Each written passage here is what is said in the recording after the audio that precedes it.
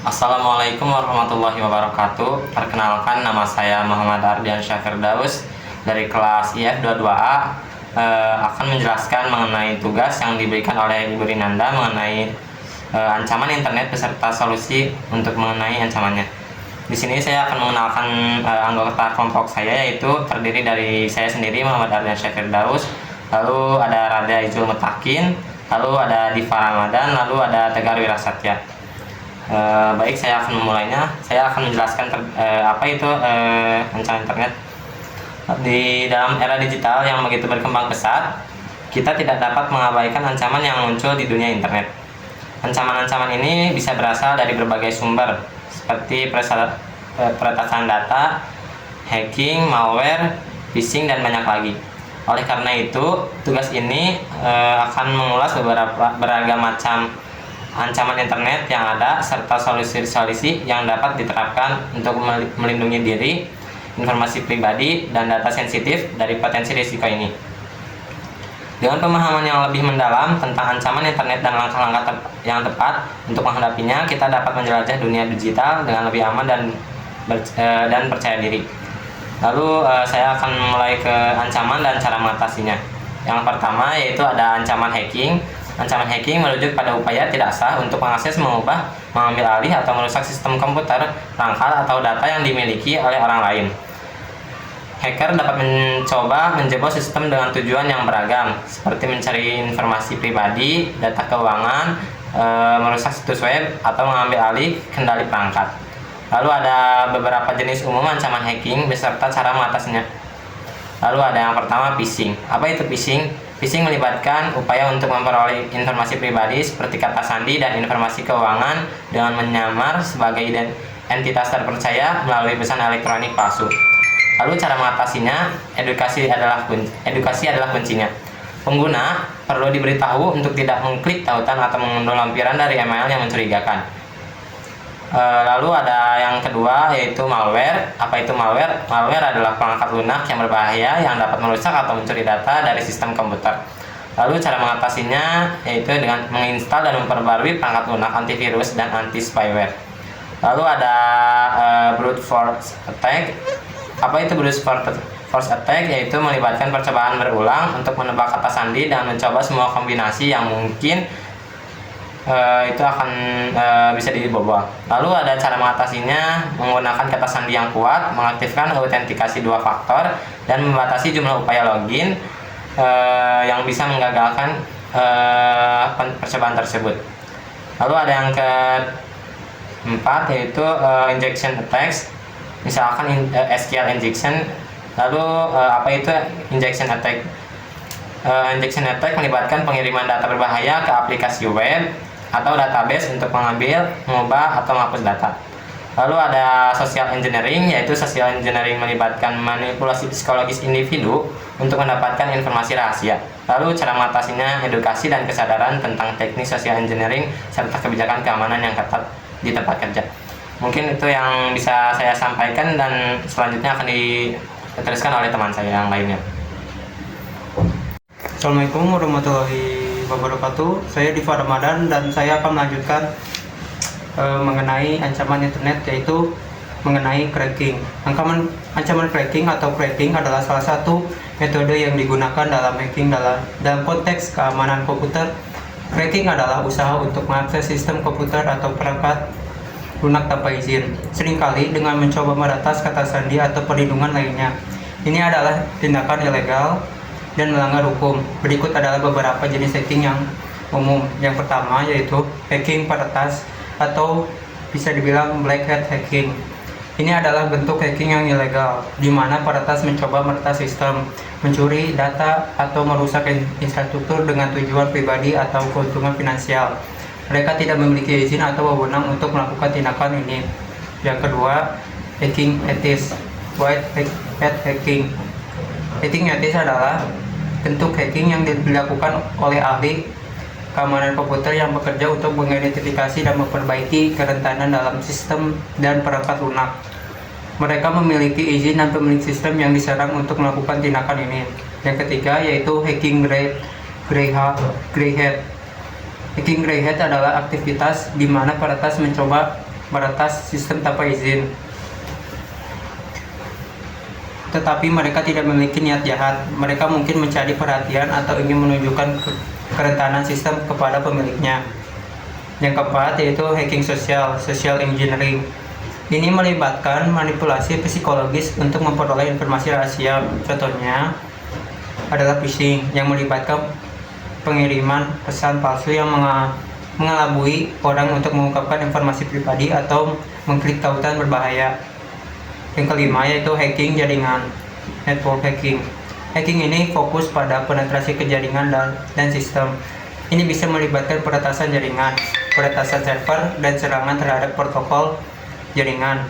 Nah, untuk mengatasi ancaman hacking dan berbagai bentuk hacking, langkah-langkah berikut dapat diambil. Yang pertama, menggunakan kata sandi yang kuat. Pengguna dan administrator sistem harus menggunakan kata sandi yang kuat dan kompleks. Kata sandi sebaiknya terdiri dari kombinasi huruf angka dan karakter khusus. Penggunaan autentikasi ganda juga sangat dianjurkan. Yang kedua, pembaruan perangkat lunak. Pastikan perangkat lunak dan sistem operasi selalu diperbarui dengan patch keamanan baru untuk mengatasi kerentanan yang ditemukan. Yang ketiga, firewall dan sistem keamanan. Implementasikan firewall dan sistem keamanan yang efektif untuk melindungi jaringan dan sistem dari serangan. Yang keempat, pengawalan aktivitas. Selalu pantau dan audit aktivitas jaringan dan sistem untuk mendeteksi aktivitas yang mencurigakan. Yang kelima yaitu pendidikan keamanan. Lakukan pelatihan keamanan untuk pengguna agar mereka memahami ancaman dan tahu cara menghindarinya. Yang keenam, keamanan fisik. Pastikan perangkat keras yang kritis terlindungi secara fisik sehingga tidak mudah diakses oleh peretas. Yang ketujuh yaitu pentesting. Melakukan tes penetrasi atau uji penetrasi secara rutin untuk mengidentifikasi kerentanan dan memperbaikinya sebelum peretas dapat mengeksploitasinya. Yang kedelapan yaitu kerjasama dengan pakar keamanan. Jika memungkinkan, kerjasama dengan pakar keamanan komputer dan ahli etis white hat hacker untuk mengidentifikasikan dan memperbaiki kerentanan. Dan yang terakhir yaitu kebijakan keamanan. Tetapkan dan terapkan kebijakan keamanan yang jelas dan ketat yang ditaati oleh semua pengguna dan staf. Nah, kesimpulannya penting untuk diingat bahwa ancaman keamanan akan selalu ada dan langkah-langkah ini membantu mengurangi resiko, tetapi tidak bisa sepenuhnya menghilangkan resiko. Oleh karena itu, upaya keamanan berlanjutan dan kesadaran tentang ancaman baru sangat penting. Mungkin segitu saja yang bisa saya sampaikan, akan dilanjutkan oleh rekan teman saya. Terima kasih. Assalamualaikum warahmatullahi wabarakatuh. Perkenalkan, nama saya Rada Azul Mutakin. Di sini saya akan menjelaskan bagian cyber sabotage. Ancaman cyber sabotage adalah upaya untuk merusak atau mengganggu sistem komputer jaringan atau infrastruktur digital lainnya dengan tujuan menghambat atau merusak operasionalnya. Tujuan dari serangan sabotase ini bisa beragam, termasuk kepentingan politik, ekonomi, atau bahkan hanya tindakan destruktif. Ancaman cyber sabotage dapat berdampak serius pada perusahaan, pemerintah, atau individu, dan bisa mencakup serangan terhadap sistem kelistrikan, perangkat medis terkoneksi, jaringan telekomunikasi, dan banyak lagi. Sebelum itu saya akan menjelaskan macam-macam hacking. Yang pertama ada hacking etis atau ethical hacking. Hacking ini dilakukan oleh para profesional keamanan cyber untuk mengidentifikasi dan memperbaiki kerentanan sistem. Yang kedua ada hacking black hat. Ini adalah hacking ilegal yang dilakukan dengan tujuan merusak atau mencuri data tanpa izin. Yang ketiga ada hacking white hat. Mirip dengan ethical hacking, hacking white hat adalah aktivitas keamanan yang legal dan dilakukan oleh individu atau perusahaan yang memiliki izin. Yang keempat ada hacking grey hat. Hacking ini dilakukan oleh individu yang tidak memiliki izin untuk mengakses sistem, tetapi dengan niat baik untuk mengungkapkan kelemahan sistem kepada pemiliknya. Kemudian cara mengatasi ancaman cyber sabotage. Yang pertama, keamanan jaringan. Menerapkan langkah-langkah pengamanan yang kuat pada jaringan termasuk firewall, IDS atau IPS, dan enkripsi data. Yang kedua, keamanan perangkat. Memastikan bahwa perangkat komputer dan IoT dijaga dengan baik dengan pembaruan perangkat lunak, sandi yang kuat, dan tindakan keamanan lainnya. Yang ketiga, pemantauan keamanan. Memantau secara aktif jaringan dan sistem untuk mendeteksi aktivitas yang mencurigakan atau serangan cyber sabotage. Yang keempat, pelatihan dan kesadaran. Melibatkan karyawan dalam pelatihan keamanan cyber dan meningkatkan kesadaran terhadap potensi ancaman. Yang kelima, penilaian risiko. Melakukan penilaian risiko secara berkala untuk mengidentifikasi area-area yang rentan terhadap sabotase cyber. Yang keenam, pengembangan rencana darurat. Membuat rencana darurat yang menguraikan tindakan yang harus diambil jika terjadi serangan sabotase. Nah, selain itu penting untuk memiliki tim respons keamanan cyber yang siap bertindak jika serangan terjadi dan untuk menjalin kerjasama dengan pihak berwenang jika diperlukan untuk menyelidiki dan menindak pelaku sabotase cyber. Sekian yang dapat saya sampaikan, selanjutnya akan dijelaskan oleh teman saya yang lain. Terima kasih. Assalamualaikum warahmatullahi wabarakatuh. Nama saya Tegar dan di sini saya akan melanjutkan materi dari teman saya. Selanjutnya ada spyware. Apa itu spyware? Spyware adalah jenis perangkat lunak berbahaya yang dirancang untuk mengumpulkan informasi pribadi tentang seseorang atau organisasi tanpa izin dari mereka. Kemudian spyware biasanya terinstal secara diam-diam pada komputer atau perangkat seluler pengguna dan kemudian bekerja dalam latar belakang komputer. Nah, untuk memonitor aktivitas pengguna termasuk navigasi web ataupun aktivitas-aktivitas lainnya. Nah, nanti data yang dikumpulkan tersebut dapat digunakan dengan tujuan-tujuan biasanya tujuan-tujuan jahat. Nah, meliputi pencurian identitas, pencurian informasi finansial, ataupun pelanggaran-pelanggaran privasi lainnya. Ada beberapa macam hacking dengan ancaman spyware. Yang pertama ada phishing. Apa itu phishing? Phishing adalah teknik yang melibatkan pemalsuan web atau email palsu untuk mencuri informasi pribadi seperti kata sandi atau nomor kartu kredit. Nah, umumnya biasanya digunakan untuk mencuri akun game juga bisa. Nah, kemudian ada malware. Apa itu malware? Malware adalah perangkat lunak yang berbahaya yang dapat merusak atau mencuri data kita atau dari perangkat kita. Lalu ada ransomware. Ransomware adalah jenis malware yang mengekskripsi data pengguna dan meminta tebusan termasuk kata sandi ataupun informasi-informasi rahasia. Nah, yang keempat ada keyloggers. Keyloggers ini adalah perangkat lunak yang merekam semua pengetikan pengguna, termasuk kata sandi ataupun informasi-informasi rahasia lainnya. Nah, kemudian bagaimana sih cara kita untuk mengatasi ancaman-ancaman spyware atau hacking? Nah, ada beberapa cara. Yang pertama bisa dengan menggunakan perangkat lunak keamanan. Perangkat lunak keamanan yang kuat itu seperti contohnya ada antivirus, anti malware, firewall yang dapat mendeteksi dan mencegah manakala ada serangan spyware atau hacking lainnya. Lalu ada lakukan pembaruan rutin. Pastikan perangkat Anda atau perangkat lunak Anda selalu diperbarui secara rutin ke versi terbaru. Perbaruan sering mengatasi kerentanan yang dapat dimanfaatkan oleh spyware ataupun hacker. Lalu jangan pernah mengklik link atau lampiran-lampiran yang mencurigakan.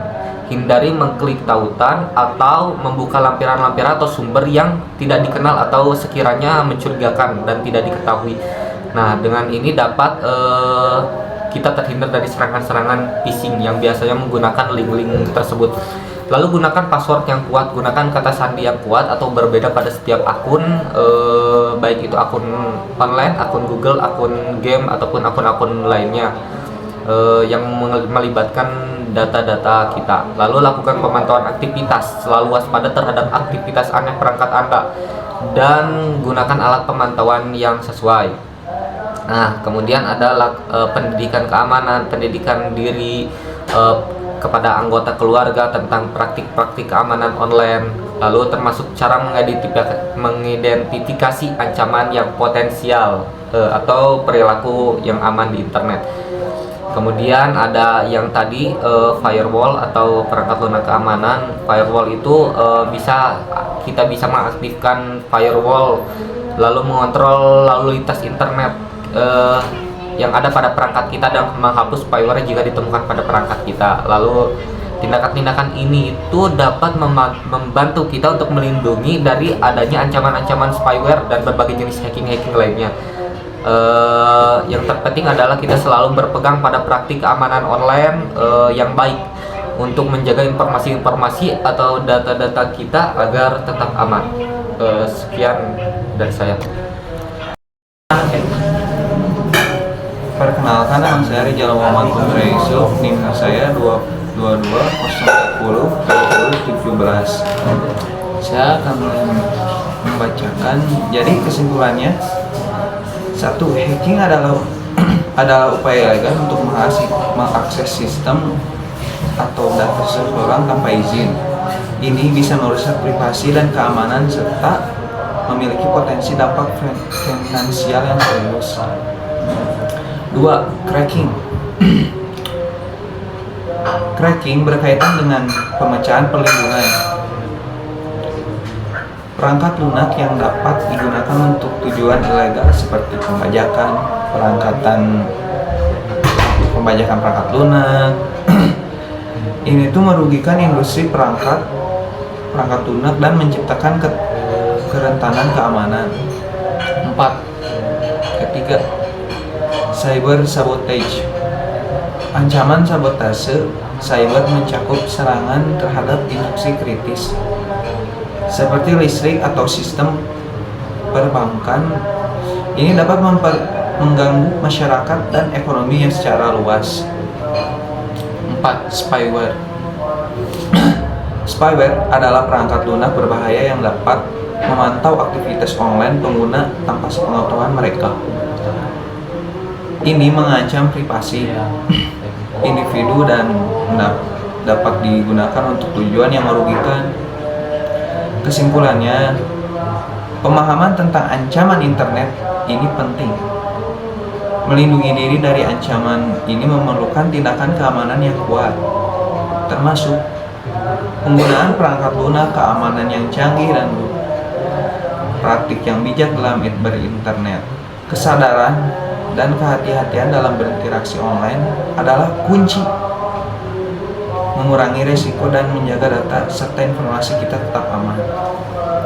Sekian dari saya tutup dari kelompok saya. Wassalamualaikum warahmatullahi wabarakatuh.